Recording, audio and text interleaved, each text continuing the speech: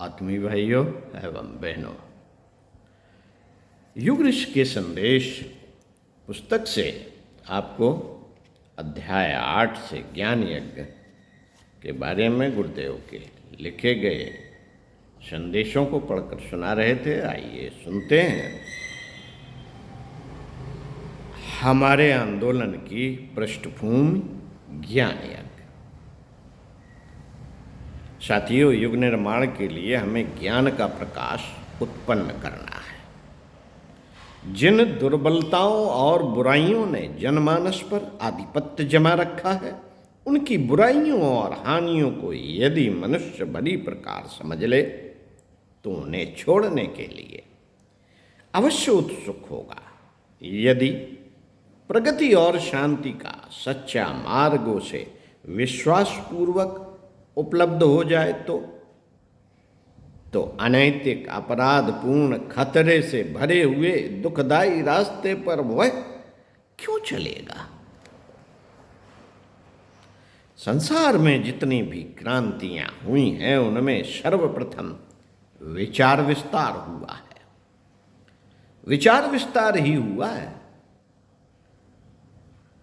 ज्ञान यज्ञ ही क्रिया का पूर्व रूप है। कोई कार्य तभी दृश्य रूप में आता है जब पहले वैसे विचार मन में गहराई तक अपनी जड़ जमा लेते हैं। हमें अपना व्यक्तिगत और सामाजिक जीवन श्रेष्ठ, सुव्यवस्थित एवं प्रगतिशील बनाना है तो इसके लिए आवश्यक ज्ञान का व्यापक प्रसार करना होगा। सद्ज्ञान ही आत्मा की भूख है। आत्मा को भी खिलाया कीजिए। साथियों, सद्ज्ञान ही आत्मा की भूख है।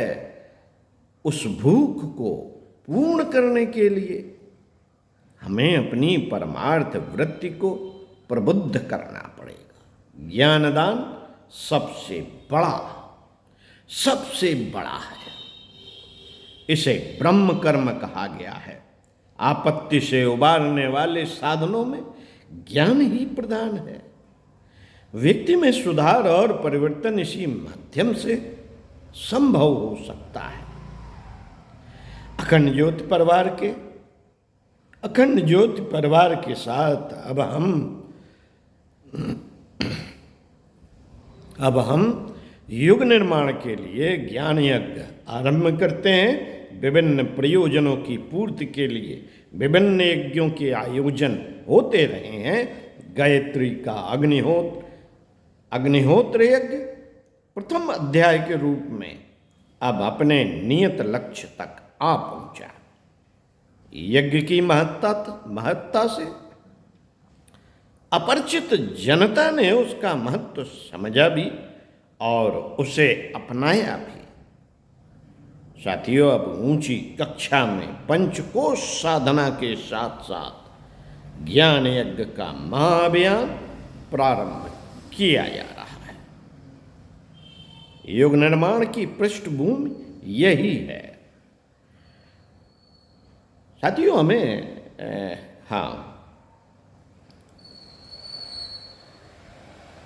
वेदमूर्ति, युग ऋषि,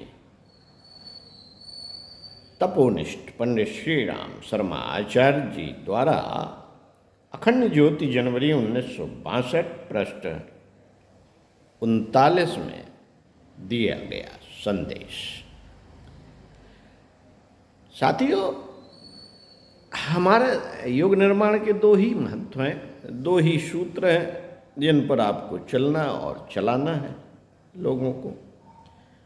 एक तो स्वस्थ शरीर, दूसरा स्वच्छ मन। स्वस्थ शरीर के लिए तमाम चीज़ें हैं, आप करते भी हैं।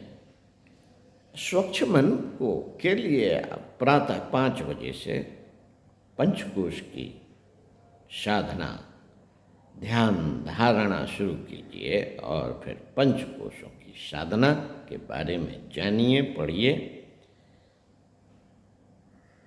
यही हमारा। और ज्ञान यज्ञ के लिए स्वाध्याय किया कीजिए। ओम शांति।